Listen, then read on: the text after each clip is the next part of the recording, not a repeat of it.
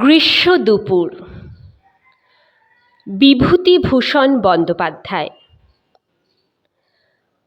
অপুদের বাড়ি হইতে কিছু দূরে একটা খুব বড় অশ্বত্থ গাছ ছিল।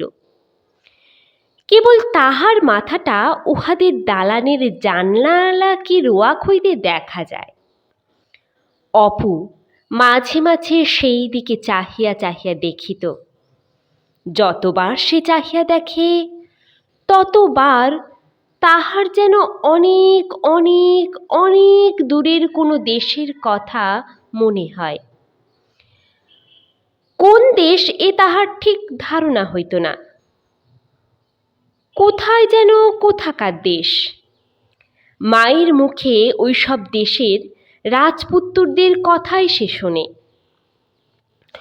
অনেক দূরের কথায় তাহার শিশু মনে একটা বিস্ময় মাখানো আনন্দ ভাবের সৃষ্টি করিত। এবং সর্বাপেক্ষা কৌতুকের বিষয় এই যে অনেক দূরের এই কল্পনা যখন তাহার মনকে অত্যন্ত চাপিয়া যেন কোথায় লইয়া গিয়া ফেলিয়াছে, ঠিক সেই সময় মায়ের জন্য তাহার মন বড় কেমন করিয়া উঠিত।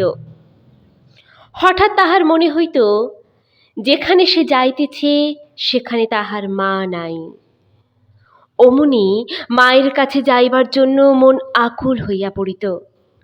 কতবার যে এরকম হইয়াছে। আকাশের গায়ে অনেক দূরে একটা চিল উড়িয়া যাইতেছে। ক্রমে ছোট্ট ছোট্ট আরো ছোট্ট হইয়া নীলুদের তাল গাছের উঁচু মাথাটা পিছনে ফেলিয়া দূর আকাশে মিলাইয়া যাইতেছে।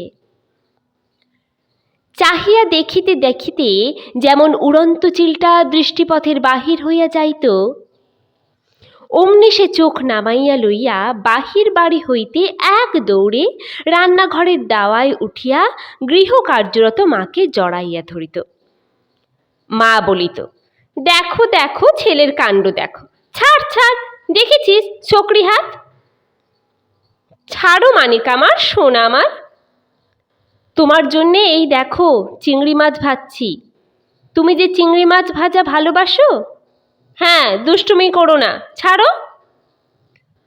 আহারাদির পর দুপুরবেলা তাহার মা কখনো কখনো জানালার ধারে আঁচল পাতিয়া শুইয়া ছেঁড়া কাশিদাসী মহাভারতখানা সুর করিয়া পড়িত। বাড়ির ধারে নারিকেল গাছটাতে শঙ্খ চিল ডাকিত। অপু নিকটে বসিয়া হাতের লেখা ক খ লিখিতে লিখিতে এক মনে মায়ের মুখে মহাভারত, বিশেষত কুরুক্ষেত্রের যুদ্ধের কথা শুনিতে শুনিতে তন্ময় হইয়া যাইত। বেলা পড়িলে মা গৃহকার্যে উঠিয়া গেলে সে বাহিরে আসিয়া রোয়াকে দাঁড়াইয়া দূরের সেই অশ্বত্থ গাছটার দিকে একদিন চাহিয়া দেখে কর্ণ যেন ওই অশ্বত্থ গাছটার ওপারে আকাশের তলে অনেক দূরে কোথায় এখনো মাটি হইতে রথের চাকা দুই হাতে প্রাণপণে টানিয়া তুলিতেছে। রোজই তোলে, রোজই তোলে। একদিন মহাভারতের যুদ্ধের কাহিনী শুনিতে শুনিতে তাহার মনে হয় যুদ্ধ জিনিসটা মহাভারতে বড় কম লেখা আছে। ইহার অভাব পূর্ণ করিবার জন্য এবং আশ মিটাইয়া যুদ্ধ জিনিসটা উপভোগ করিবার জন্য সে এক উপায় বাহির করিয়াছে। একটা বাখারি কিংবা হালকা কোনো গাছের ডালকে অস্ত্রস্বরূপ হাতে লইয়া সে বাড়ির পিছনে বাঁশ বাগানের পথে অথবা বাহিরের উঠানে ঘুরিয়া বেড়ায় ও আপন মনে বলে, তারপর দ্রোণ তো একেবারে 10 বাণ ছুঁড়লেন, অর্জুন করলেন কি একেবারে 200টা বাণ দিলেন মেরে। তারপর ওহ সে কি যুদ্ধ, কি যুদ্ধ, বাণের চোটে চারিদিক অন্ধকার হয়ে গেল। তারপর অর্জুন করলেন কি, ঢাল আর তরোয়াল নিয়ে রথ থেকে লাফিয়ে পড়লেন। পরে এই যুদ্ধ, দুর্যোধন এলেন, ভীম এলেন, বাণে আকাশ অন্ধকার করে ফেলেছে, আর কিছু দেখা গেল না। গ্রীষ্মকালের দিন, বৈশাখের মাঝামাঝি, নীলমণি রায়ের ভিটার দিকে জঙ্গলের ধারে সেদিন দুপুরের কিছু পূর্বে দ্রোণগুরু বড় বিপদে পড়িয়াছেন। কপিধ্বজ রথ একেবারে তাঁহার ঘাড়ের উপরে। গাণ্ডীব ধনু হইতে ব্রহ্মাস্ত্র মুক্ত হইবার বিলম্ব চক্ষের পলক মাত্র। কুরু সৈন্যদলে হাহাকার উঠিয়াছে। এমন সময়ে শ্যাওড়া বনের দিক হইতে হঠাৎ কেন কৌতুকের কণ্ঠে জিজ্ঞাসা করিল, ও কিরে অপু? অপু চমকিয়া উঠিয়া চাহিয়া দেখিল তাহার দিদি জঙ্গলের মধ্যে দাঁড়াইয়া তাহার দিকে চাহিয়া খিলখিল করিয়া হাসিতেছে। অপু চাহিতেই বলিল, হ্যাঁ রে পাগলা, আপন মনে কি বকছিস বিড়বিড় করে, আর হাত পা নাড়ছিস?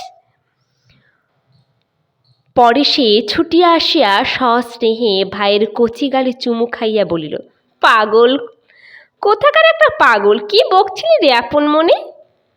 অপু লজ্জিত মুখে বারবার বলিতে লাগল, যা বকছিলাম বুঝি, আচ্ছা যা।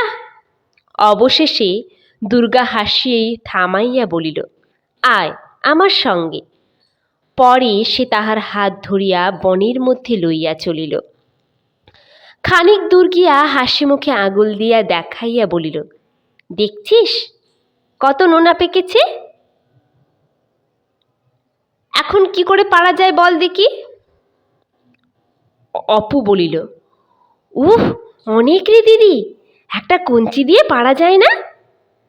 দুর্গা বলিল, তুই এক কাজ কর, ছুটে গিয়ে বাড়ির মধ্যে থেকে আকুশিটা নিয়ে আয় দেখি, আকুশি দিয়ে টান দিলে পড়ে যাবে, দেখিস এখন। অপু বলিল, তুই এখানে দাঁড়া দেখি, আমি আনছি। অপু আকুশি আনিলে দুজনে মিলিয়া বহু চেষ্টা করিয়া 4-5টার বেশি ফল পাড়িতে পারিল না। খুব উঁচু গাছ, সর্বোচ্চ ডালে যে ফল দুর্গা আকুশি দিয়াও নাগাল পাইল না।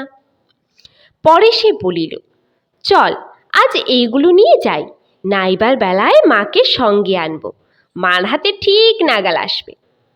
দে নোনাগুলো আমার কাছে, তুই আকুচিটা নে। নোলক পড়বি? একটা নিচু ঝোপের মাথায় ওর কলমি লতায় সাদা সাদা ফুলের কুঁড়ি ছিঁড়িতে লাগিল।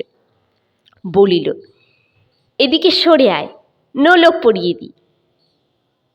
তাহার দিদি ওর কলমি ফুলের নোলক পরিতে ভালোবাসে।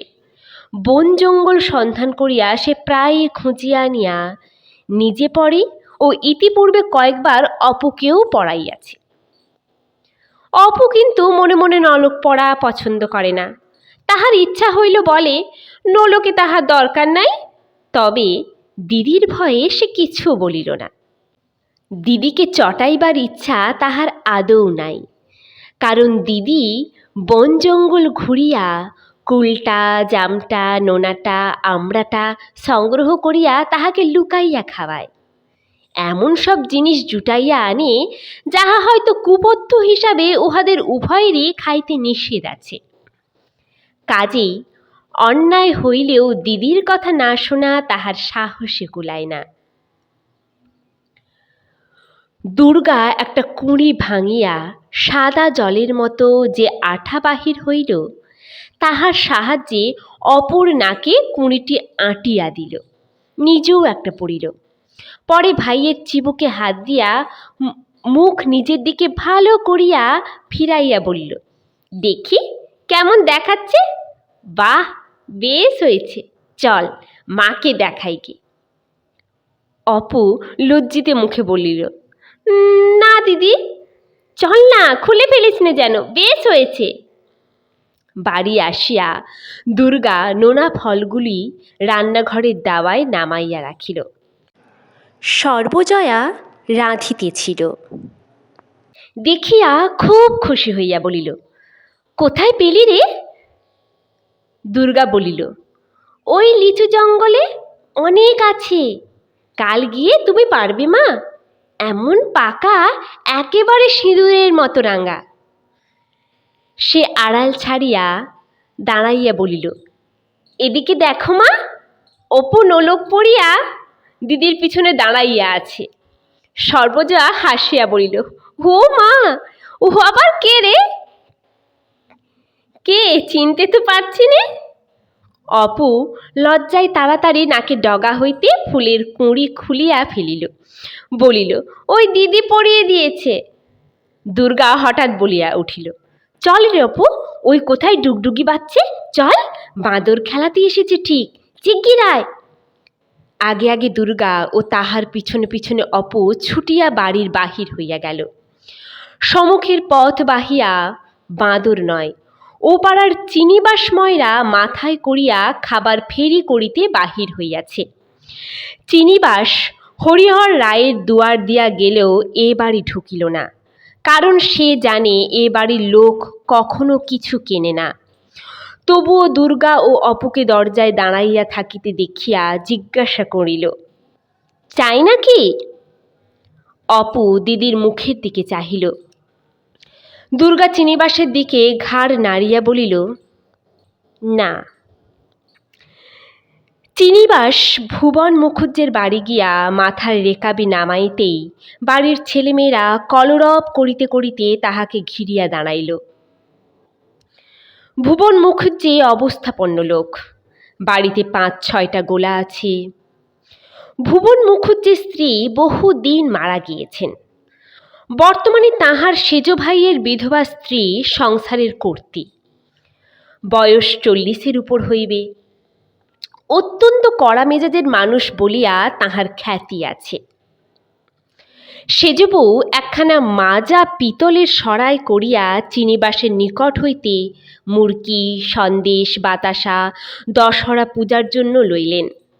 ভুবন মুখুজ্জের ছেলে মেয়ে ও তাহার নিজের ছেলে সুনীল সেখানেই দাঁড়াইয়াছিল, তাহাদের জন্য খাবার কিনিলেন। পরে অপুকে সঙ্গে লইয়া দুর্গা চিনিবাসের পিছন পিছন ঢুকিয়া উঠানে আসিয়া দাঁড়াইয়া আছে দেখিয়া সেজ বউ নিজের ছেলে সুনীলের কাঁধে হাত দিয়া একটু ঠেলিয়া দিয়া বলিলেন, যাও না, রোয়াকে উঠে গিয়ে খাও না, এখানে ঠাকুরের জিনিস মুখ থেকে ফেলে এঁটো করে বসবে। চিনিবাস রেকাবি মাথায় তুলিয়া পুনরায় অন্য বাড়ি চলিল। দুর্গা বলিল, আয় অপু, চল দেখি গে টুনুদের বাড়ি।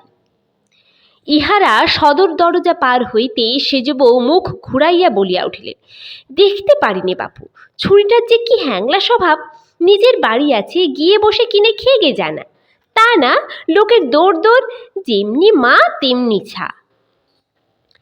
ইহাদের বাড়ির বাহির হইয়া দুর্গা ভাইকে আশ্বাস দিবার সুরে বলিল, চিনিবাসের ভারী তো খাবার, বাবার কাছ থেকে দেখিস, রথের সময় 4টে পয়সা নেব, তুই দুটো আমি দুটো, তুই আমি মুরকি কিনে খাবো। খানিকটা পরে ভাবিয়া ভাবিয়া অপু জিজ্ঞাসা করিল, রথের কতদিন আছে রে দিদি?